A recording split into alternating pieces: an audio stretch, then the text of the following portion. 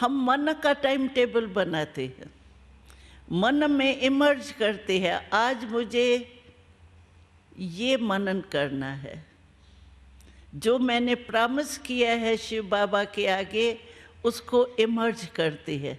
शिव बाबा हमने जो कहा है वो आज भी हम अटेंशन रखेंगे। तो क्या है, अटेंशन से टेंशन खत्म होता है।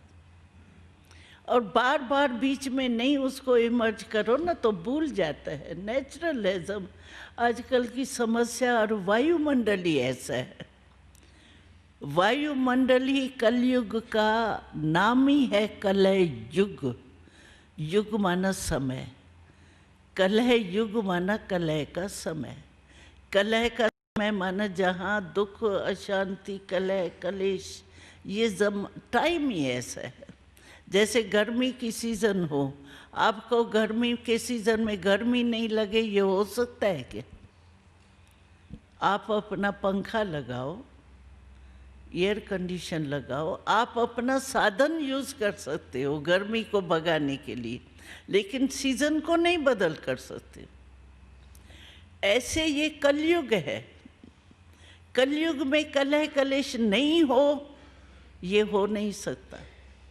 ये तो आना ही है और दिन प्रतिदिन बढ़ना है। हमको याद है हम 52 में सेवा में गए थे दिल्ली में, पहले बारी माउंट आबू से वहाँ गए थे। तो जब हम वहाँ दिल्ली में पहले गए तो वहाँ चारों ओर नारे लगाते थे। कौन से नारे लगाते थे? महंगाई हटाओ, महंगाई हटाओ, महंगाई हटाओ के नारे चारों ओर लगाते थे। हम सोचते थे ये महंगाई हटाओ के नारे लगा रहे हैं, लेकिन महंगाई हटनी तो है ही नहीं, महंगाई तो बढ़नी है। तो ये नारे क्या लगा रहे हैं? ये तो ऐसे ही नारे लगा रहे हैं। सचमुच अभी की महंगाई और 52 वर्ष में हम आए हैं, उसकी महंगाई में कितना अंतर आ गया है? बढ़ी या कम हुई? तो ये तो बढ़ना ही है। हम क्या सोचते हैं, समस्या नहीं आवे, लेकिन समस्या नहीं आवे ये होनी नहीं है। रंग सोचते हैं हम, इसीलिए कुछ फायदा होता ही नहीं। समस्या का काम है आना, वो आएंगी, क्योंकि कलयुग का अर्थ ही कलह है। लेकिन हमको उससे पार होना है। जैसे मानो देखो, आप रास्ते पर जा रहे हो, कोई आपके सामने बड़ा पत्थर या कोई भी ऐसी चीज़ आ जाती है, तो आप क्या करेंगे? आप पत्थर को हटाने लगेंगे।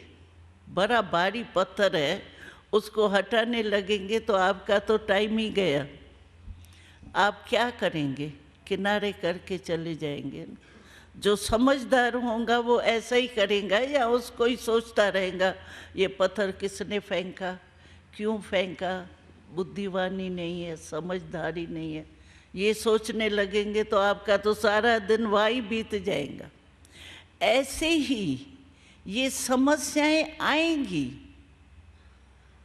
क्योंकि कलयुग है। हम समझते समस्याएं हटे तभी हमारे में शांति आवे, लेकिन ये समझ रंग है। समस्या नहीं हटनी है, हमको अपना साधन अपनाना है। जैसे गर्मी के सीज़न में गर्मी नहीं हटेंगी, अभी बारिश है, आप लोग आए हो, हम समझते हैं बारिश आती है, आने जाने में आपको मुश्किल नहीं होता होगा, कोई छाते थोड़ी सभी लेके आए होंगे। लेकिन आप सोचो बारिश आवे ही नहीं, हो सकता है हम सोचे हमारे मेहमान आए हैं, उनको तकलीफ़ होती है, बारिश आवे ही नहीं ना, हो सकता है? नहीं हो सकता है।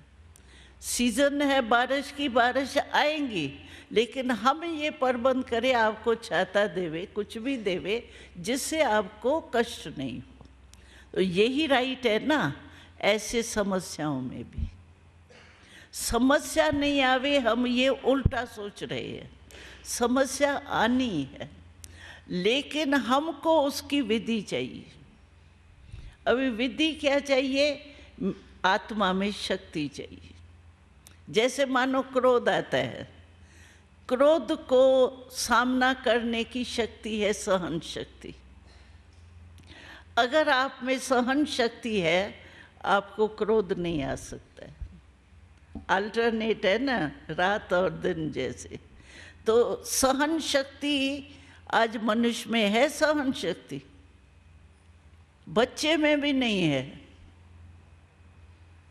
तो सहन शक्ति के अभाव होने के कारण अगर हमारे को छाता नहीं है तो हमको बारिश की तकलीफ ज़रूर सहन करनी पड़ेगी ना। हम कहेंगे कि मेरे लिए बारिश आवे ही नहीं, नहीं हो सकता है। ऐसे ही आत्मा में सहन शक्ति अगर है तो क्रोध को जीत सकती है, लेकिन सहन शक्ति आज नहीं है क्योंकि आत्मा निर्बल हो चुकी है। सहन शक्ति किससे मिले? जैसे कार होती है, उसकी बैटरी डाउन हो जाती है तो हम क्या करते हैं? बैटरी को चार्ज करने के लिए गैराज में ले जाएंगे ना। कि ऐसी गैराज हमारे पास आएंगी क्या? हमको गैराज के पास जाना पड़ेगा ना। तो ये आत्मा की बैटरी बिल्कुल ही समझो एकदम नील तक आके पहुंची है, बिल्कुल ताकत नहीं है, न सहन शक्ति है, न निर्णय शक्ति है, न समाने की शक्ति है कोई शक्ति आजकल है ही नहीं। तो नहीं है तो हमको बैटरी अपनी आत्मा की चार्ज करनी है, कहाँ जाए? ये शक्तियाँ कहाँ से मिलेंगी? परमात्मा से मिलेंगी ना, उससे कनेक्शन जोड़ना पड़ेगा ना हमको। अभी देखो हमको माइक का कनेक्शन चाहिए तो तार का कनेक्शन जोड़ा है ना, जोड़ने के बिना थोड़ी आप सुन सकते। तो हमारी आत्मा में भी निर्बलता जो आ गई है ना, उसको बल चाहिए। तो परमात्मा से जब तक मन नहीं लगाएंगे ना, तब तक आपके मन में वो शक्तियाँ आ नहीं सकती है। मन में शक्ति आई, आत्मा शक्तिशाली हो जाए। इसके लिए हम बार बार सभी को निमंत्रण देते हैं, आके मेडिटेशन सीखो। और यहाँ क्यों बुलाते हैं? इसीलिए बुलाते हैं क्योंकि यहाँ का वायुमंडल बहुत मदद देता है ना मदद। आप देखेंगे यहाँ का वायुमंडल में आपको शांति की अनुभूति होती है ना। वायुमंडल का वाइब्रेशन का बहुत फर्क पड़ता है। इसीलिए हम लोग ये प्रोग्राम रखते हैं। 3 दिन भी आओ, चलो 2 दिन भी आओ, लेकिन क्या है कि वहाँ आपका बुद्धि योग बार बार जाता रहेगा। हमने दिल्ली में एक बड़ा स्थान बनाया है, शार्ट उसको कहते ORC। तो वहाँ बनाया है दिल्ली में। अभी जो दिल्ली में रहने वाले हैं वहाँ भी तो आ सकते हैं ना, लेकिन यहाँ के वायुमंडल और उसमें फ़र्क हो जाता है। वहाँ बार बार आएगा, टेलीफोन करके पूछो तो सही, अच्छा अखबार तो थोड़ा देख लूँ, अच्छा यहाँ चक्कर तो लगा के आऊँ, अच्छा ठीक है घूम के तो आऊँ, चक्कर देख करके तो आऊँ कुछ। और यहाँ तो आप पैक हो, यहाँ तो आपकी रिजर्वेशन जब होंगी तभी जा सकते हो, पहले थोड़ी जा सकते हो। तो यहाँ का वायुमंडल जो है वो आपको मदद देता है मेडिटेशन सीखने में, इसीलिए यहाँ बुलाते हैं।